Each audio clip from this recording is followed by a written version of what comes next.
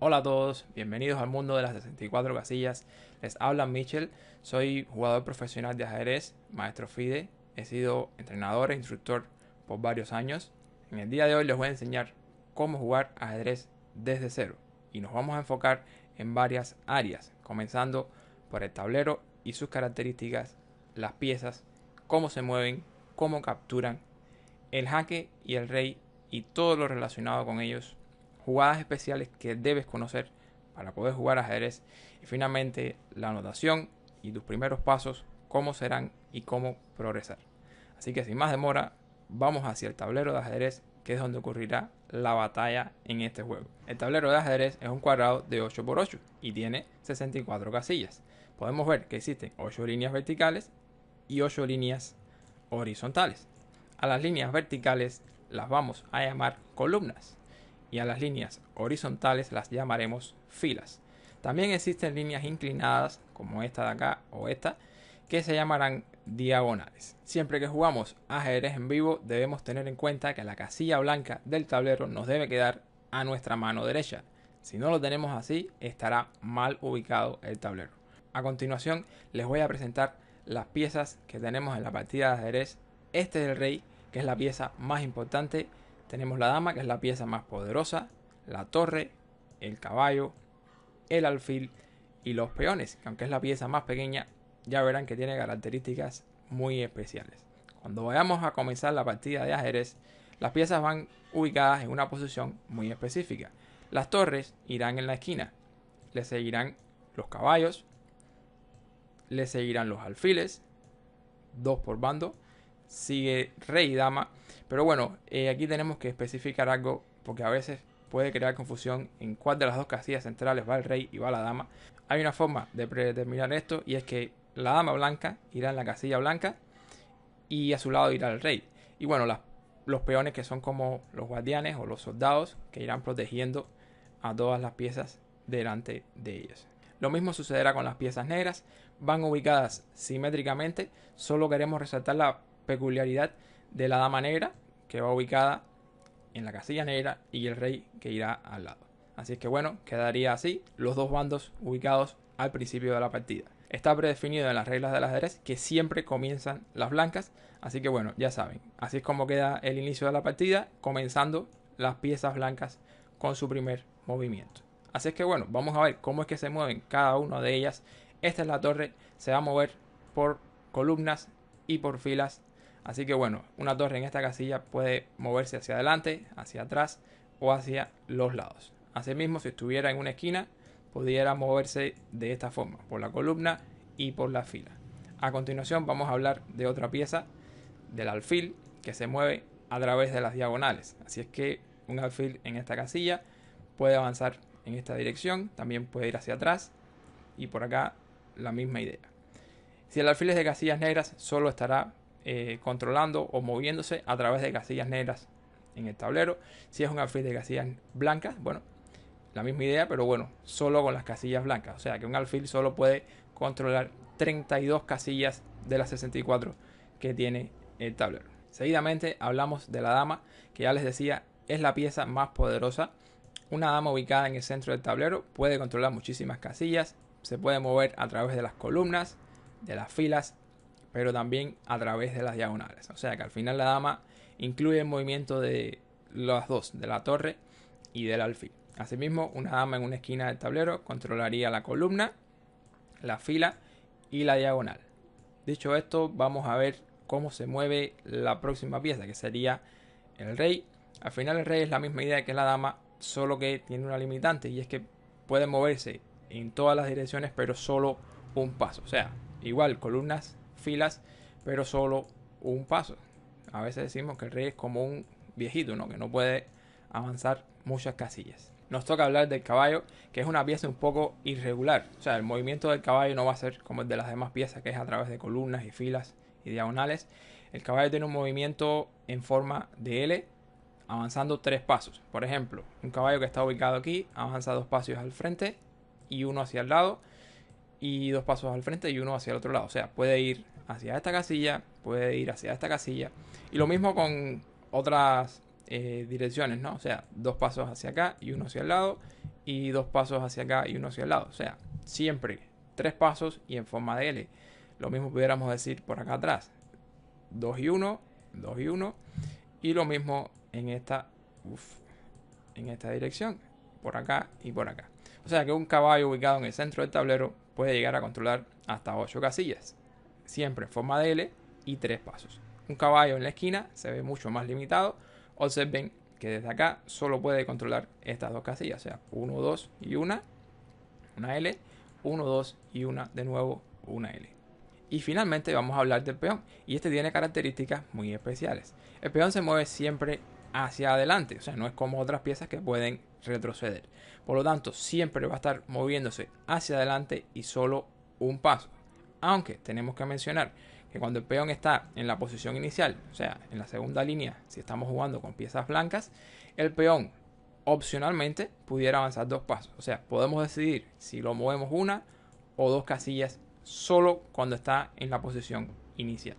Asimismo, tenemos que decir que cuando el peón llega a la última línea, o sea, si estamos jugando con blancas y el peón llega a la octava fila, ocurre lo que se llama promoción, que es una jugada bastante especial donde el peón se puede transformar en otra pieza. Y estamos hablando de una dama, de una torre, un caballo o un alfil. Creo que podemos ubicar una posición de ejemplo para que se vea lo que sucede cuando ocurre una promoción. O sea, por ejemplo acá en ajedrez online, cuando promocionamos nos salen las opciones para poder escoger si queremos convertir al peón en una dama, en un caballo, en una torre o un alfil. Observen que no podemos promocionar a rey, porque ya tenemos un rey, solo puede haber uno por bando, ni tampoco podemos promocionar a peón, porque ya es un peón y tiene que transformarse cuando llegue a la octava fila. Tenemos que hablar de cómo capturan las piezas y bueno, aquí en realidad es bastante sencillo. De la misma forma que caminan, ellas van a estar capturando.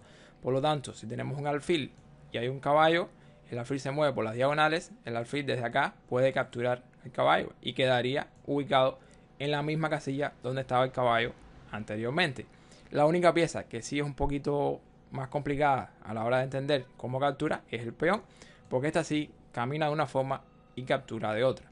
El peón ya habíamos dicho que camina hacia adelante todo el tiempo por la columna y a la hora de capturar va a capturar por las diagonales. Un solo paso siempre. Así que bueno, esa es la característica del peón. Camina hacia adelante y captura en diagonal un solo paso. O sea, si hay un peón en esta casilla, por ejemplo, el peón desde acá lo puede capturar. Pero si hay un peón delante, este peón se ve imposibilitado de hacer nada. Controlaría aquí, controlaría por acá. Piezas enemigas en estas casillas las podría capturar, pero no puede hacer nada con el peón que está delante y lo está bloqueando. Este es un ejemplo de una partida real de cómo pueden capturar las piezas. Por ejemplo, en este caso, este peón puede capturar a una pieza negra y es el peón negro en esta casilla. O sea, podemos hacer esta jugada perfectamente. Asimismo, este rey puede capturar este caballo. Como mismo se mueve el rey captura, ya lo habíamos mencionado. Así que bueno, rey por caballo lo podemos hacer perfectamente. Si hablamos de la dama, puede capturar a través de la diagonal a este peón que se encuentra en larga distancia. Y al mismo tiempo este caballo puede capturar a este peón que se encuentra en esta casilla. De la misma forma que esta torre puede capturar a través de la columna a este peón por acá. Vamos a hablar del jaque. Decimos en ajedrez que el rey está en jaque cuando está amenazado por una pieza contraria. O sea, cuando una pieza de un bando ataca al rey contrario, decimos que estamos dando jaque. Tenemos un ejemplo acá en el tablero. Por ejemplo, digamos que juegan las blancas y hacemos una jugada como esta. Como podemos observar, la dama estaría a través de la columna atacando al rey contrario. Decimos que el rey negro está en jaque o que el blanco puso al negro en jaque. Cuando existe un jaque existen 3 recursos o 3 métodos para escapar de jaque. El primer método es sencillamente moviendo el rey fuera del peligro, hacia una casilla donde no existe el jaque. O sea, por ejemplo, en esta posición el rey podría moverse hacia estas casillas, cualquiera de ellas, donde no están controladas por piezas del contrario y el rey evidentemente iba a estar a salvo y de esa forma estaría evitando este jaque, esta amenaza que surge desde la dama en esta casilla. Otro recurso para evitar el jaque o para deshacerse del jaque es bloqueando con una pieza. O sea, en este caso, por ejemplo, el negro pudiera intentar también mover el alfil lo pone entre el rey y la dama y de esta forma se detiene la amenaza. Lo utiliza como un escudo y el jaque ya no existe. Esto se puede hacer cuando un jaque viene de cualquier pieza, pero no lo podemos hacer cuando viene del caballo. O sea, bloquearse no funciona cuando el jaque es con el caballo. No podemos bloquear un jaque del caballo. Y finalmente, el tercer recurso para deshacerse de un jaque es capturando la pieza que pone al rey en jaque. Asimismo, el negro en esta posición pudiera capturar la dama, que es la mejor jugada que puede hacer el negro acá, y de esa forma se deshace del jaque y bueno, la partida probablemente termine en tablas por insuficiencia de material. O sea, solo rey contra rey, nadie puede ganar. Decimos que se divide el punto. Cuando existe un jaque donde el otro bando no puede ni mover el rey, ni bloquear el jaque, ni eliminar la pieza que pone al rey en jaque, podemos decir que estamos hablando de jaque mate. O sea, el rey está amenazado, no hay forma de salirse de esa amenaza. Tenemos un ejemplo, en este caso, digamos que el blanco hace dama acá. Como pueden ver, el rey queda amenazado, el rey queda en jaque.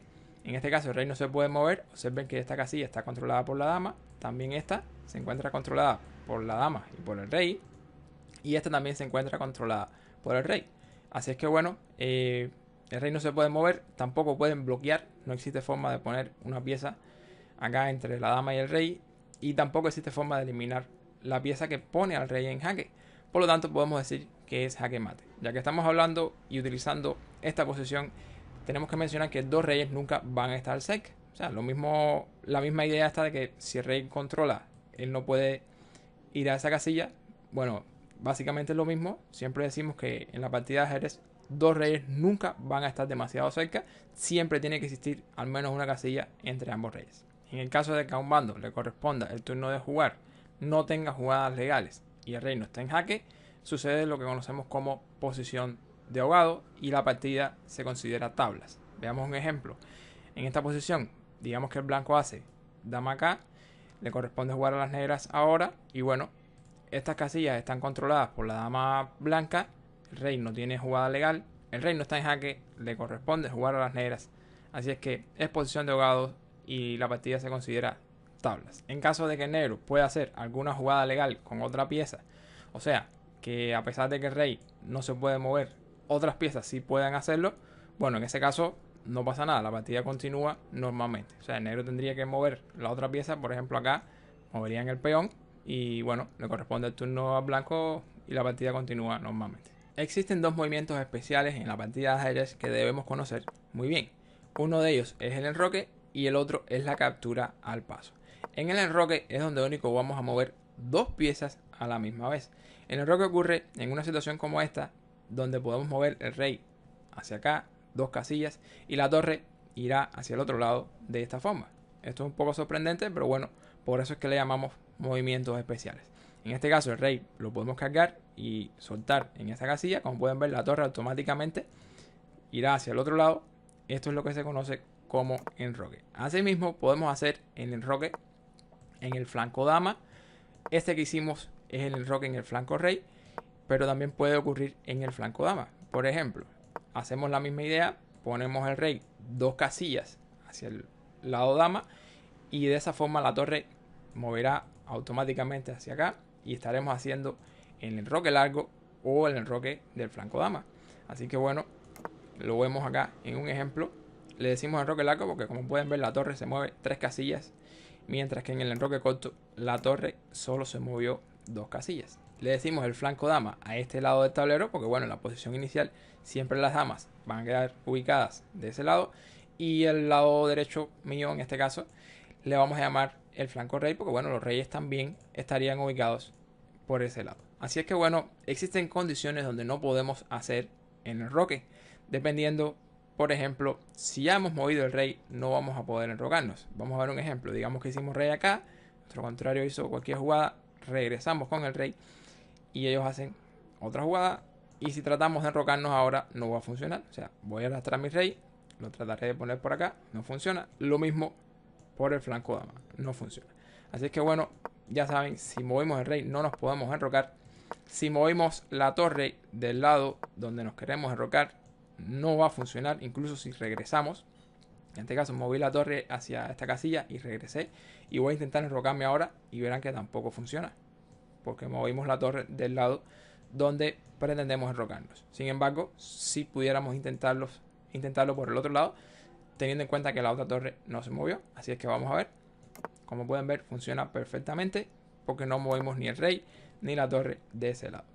También, bueno, tenemos que mencionar otras situaciones donde no podemos enrocarnos. Por ejemplo, digamos que una de las piezas del contrario controla una de las casillas por donde debe pasar el rey al enrocarnos. Si eso sucede, no podemos enrocarnos. No es legal, no será permitido. En este caso, le corresponde jugar al blanco. Voy a intentar enrocarme por el lado corto y no funciona. Y el motivo es que el alfil controla esta casilla y el rey termina en esa casilla. Por lo tanto, no podemos enrocarnos por ese lado. Sin embargo, por el lado largo funciona perfectamente. Y finalmente tenemos que mencionar que si el rey está en jaque, tampoco podemos enrocarnos en ese momento. O sea, digamos una posición como esta, donde el contrario pone nuestro rey en jaque.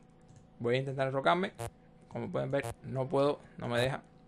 Así es que bueno, esa es la regla. No podemos hacerlo. Sin embargo, si capturo el alfil, ahora sí puedo enrocarme largo sin problemas. Y también puedo enrocarme corto sin ningún tipo de problemas.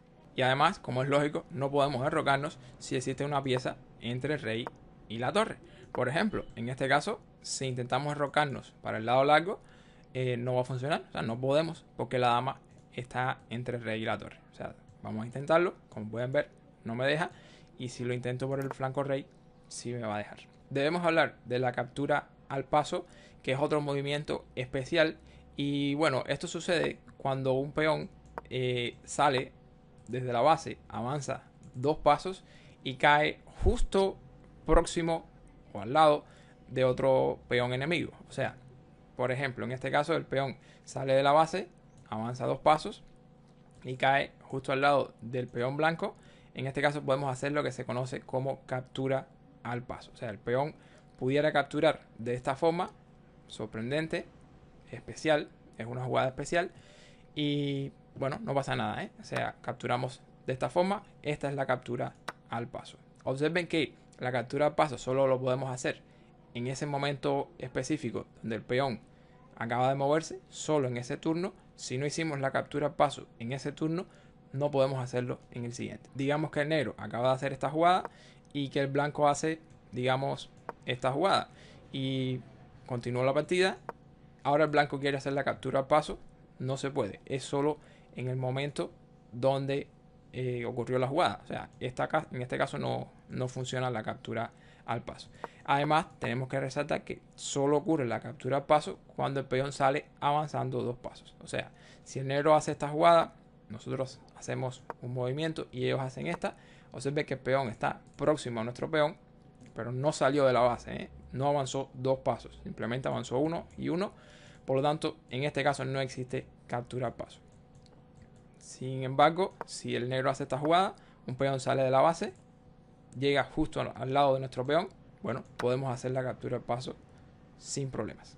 Cuando hablamos de cómo anotar las partidas, de cómo nombrar las casillas del tablero, existen 2 sistemas fundamentales: el sistema algebraico y el sistema descriptivo. El sistema descriptivo está bastante anticuado por ahora, no se va a utilizar prácticamente en ninguna ocasión, así que no vamos a hablar de él.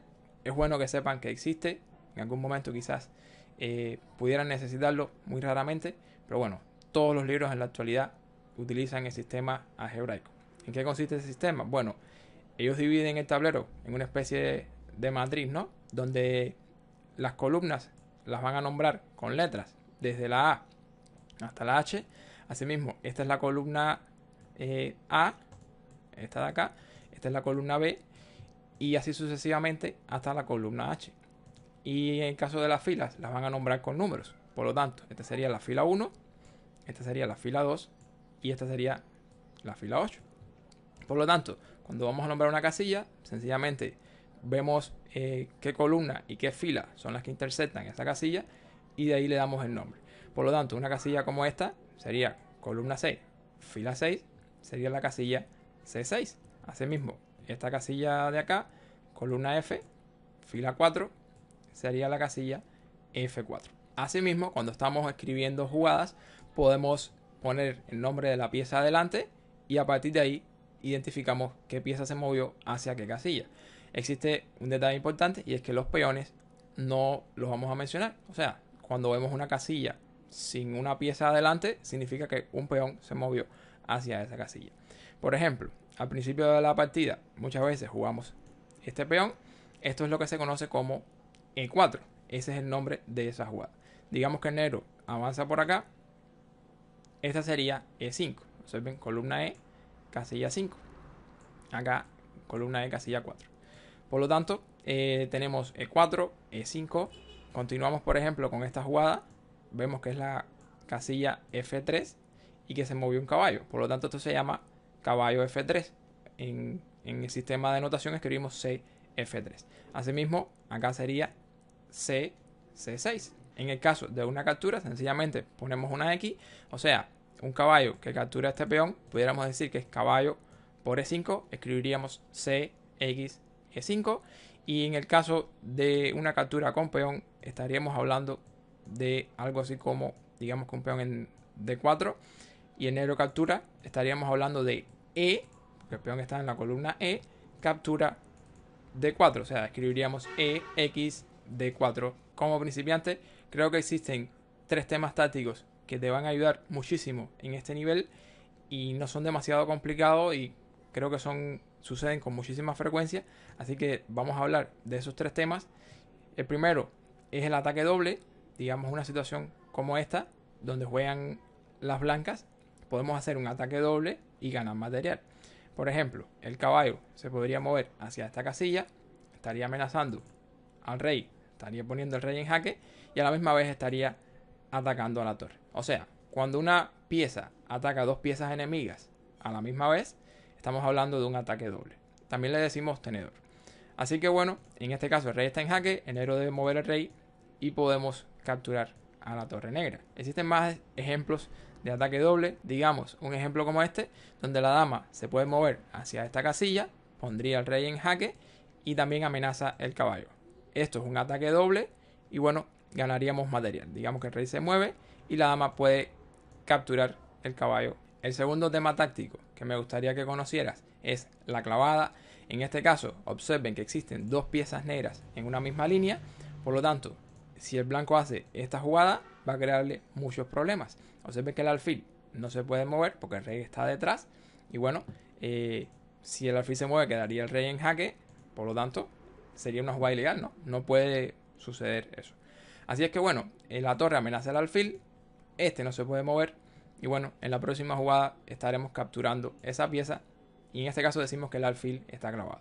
O sea, digamos que el rey se mueve tratando de escaparse de esa clavada y bueno, en ese caso sencillamente capturamos el alfil y ya estaríamos ganando material. También existen ejemplos por las diagonales. Digamos una situación como esta donde juegan las blancas, podemos hacer la jugada alfil C3, que estaríamos clavando el caballo, no se puede mover porque el rey está detrás y a partir de ahí, bueno, estaríamos ganando el material muy pronto. No necesariamente la clavada es con el rey detrás. Cuando sucede así, le decimos una clavada absoluta porque no es legal tratar de escaparse de esa clavada. Sin embargo, existen posiciones donde también podemos estar hablando de clavada relativa, donde en realidad lo que estaríamos haciendo sería clavar a una pieza porque hay otra de mayor valor detrás. Por ejemplo, en este caso tenemos la torre y la dama que están en una misma línea. Podemos hacer la jugada alfil G4. Si la torre se mueve, va a perder la dama, sería incluso peor. Así es que bueno, decimos que la torre está clavada, el blanco va a ganar material, pero bueno, no es ilegal mover la torre, ¿no? En un momento determinado el negro puede mover la torre si existe alguna idea fuerte que le permita hacerlo. Por eso es que le decimos clavada relativa. Finalmente vamos a hablar de enfilada, que al final es una idea muy similar a la clavada, solo que la pieza más valiosa va a estar delante. Por ejemplo, podemos ver una situación como esta, donde juega el blanco. Aquí tenemos 2 piezas en una misma línea. Así es que existe una jugada muy fuerte aprovechando esta situación y es alfil D4. Observen que el rey y la dama se encuentran en la misma diagonal. En este caso la pieza más valiosa está adelante, por eso es que le decimos enfilada. El rey de hecho está en jaque, debe mover y bueno, a partir de ahí estaríamos capturando la dama. Otro ejemplo de enfilada lo tenemos acá, donde la torre blanca se puede mover hacia la sexta fila, ataca al rey, el rey deberá desplazarse y a partir de ahí, bueno, podemos capturar la dama que se encuentra detrás. Así es que torre de jaque, rey digamos se mueve por acá y el blanco gana una dama gratis totalmente. El siguiente punto que me interesa que conozcan como principiantes son los 3 principios básicos de la apertura. Cuando la partida comienza existen ciertas reglas que nos van a ayudar a ubicarnos en cómo comenzar, cómo poner nuestras piezas a jugar. Si seguimos estos principios, la partida será mucho más beneficiosa, mucho más feliz y todas nuestras piezas estarán en mejores condiciones para la batalla que se avecina. Por lo tanto, existen 3 reglas fundamentales que te van a guiar en el comienzo de la partida. La primera es controlar el centro. Estas 4 casillas de acá se conocen como el centro del tablero. Si controlamos esas casillas, de forma general vamos a controlar el tablero. Así es que vamos a intentar controlarlas con peones y con piezas. Ese es el primer principio, controlar el centro del tablero. El segundo principio es desarrollar las piezas menores. De forma general vamos a decir que los caballos y los alfiles son las piezas menores y que la dama y las torres son las piezas mayores. En la apertura se recomienda desarrollar nuestras piezas menores. O sea, lo antes posible, nuestros caballos y alfiles deben estar jugando en la apertura. Así es que bueno, ese es el principio número 2, desarrollo rápido de las piezas menores. Y finalmente, el principio número 3 es realizar el enroque. El enroque tiene beneficios muy importantes porque, en primer lugar, el rey queda seguro cuando nos enrocamos detrás de los peones que lo protegen. Y en segundo lugar, la torre, que antes no hacía mucho, queda activa, queda conectada a las demás piezas, fundamentalmente conectada con la otra torre, y queda lista para luchar por columnas importantes del tablero. O sea, realizar el enroque es el principio número 3, asegura a nuestro rey y mejora la posición de la torre. Un ejemplo sencillo de cómo podría ir el inicio de la partida o la apertura es de esta forma. Digamos que el blanco juega E4, que controla el centro, el negro juega E5, que también controla el centro. Además, estas jugadas también desarrollan o ayudan a desarrollar los alfiles del flanco rey. Caballo F3, que desarrolla el caballo controlando el centro. Caballo C6, que también desarrolla y defiende las casillas centrales. Alfil C4, controla el centro, pero además el alfil queda en una casilla muy activa, apuntando hacia F7, que es una casilla muy próxima hacia el rey contrario. Digamos que el negro juega alfil C5 con la misma idea, desarrolla y a la misma vez apunta hacia F2. Y en este momento podemos realizar el enroque. Asegura el rey y la torre queda más activa, lista para venir hacia las columnas centrales. Por ejemplo, el negro pudiera jugar caballo F6, que ataca este peón central. Caballo C3 lo defiende y controla el centro a la misma vez. D6 protege el centro, desarrolla el alfil. D3 también protege el peón central y la casilla del centro y a la misma vez desarrolla el alfil. El negro pudiera enrocarse, queda el rey seguro y la torre negra un poco más activa, y pudiéramos hacer alfil G5, que a propósito también realiza una clavada en este caso, que es uno de los temas que habíamos visto anteriormente. Este caballo no se puede mover, ya que si se mueve la dama está detrás. Claro, en este caso no hay una amenaza de ganar material, porque el caballo está muy bien protegido por la dama y también por el peón. Pero bueno, sí quería resaltar que existe la clavada en estos momentos. Y el negro pudiera jugar para terminar la apertura alfil, digamos G4, que también hace una clavada. Y bueno, finaliza el desarrollo de las piezas menores. Después de la apertura vendría el medio juego. Y finalmente, cuando se cambian algunas piezas, o sobre todo cuando se han cambiado las damas, decimos que comienza el final de la partida. O sea, existen 3 fases fundamentales: apertura, medio juego y final. Y no quisiera terminar el video sin darte algunas recomendaciones de cómo mejorar. O sea, a partir de que conoces las reglas, cómo se mueven las piezas, cómo puedes progresar en ajedrez. Voy a hablar de 2 actividades fundamentales. Una, jugar muchísimas partidas. Es una de las cosas que más te va a ayudar en este nivel, porque a medida que vayas jugando vas a ganar habilidades, vas a visualizar cómo camina cada pieza y vas a cometer cada vez menos errores.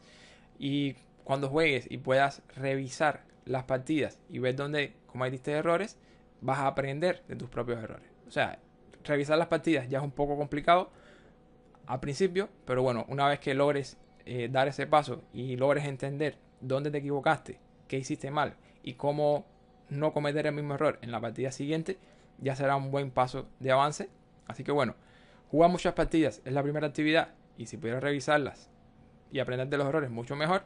La segunda actividad sería resolver muchísimos problemas o puzzles o ejercicios tácticos, como quieren llamarle.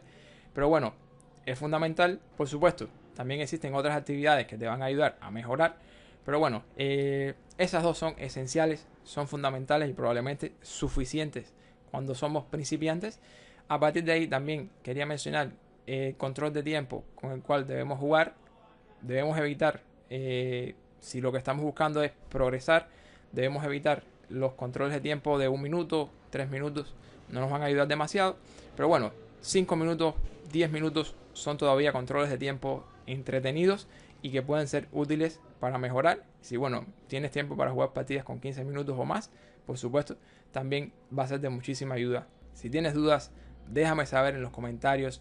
Revisa este video que está por acá, que estoy seguro que te será muy útil. Suscríbete, dale me gusta. Grande el abrazo, nos vemos en el próximo video.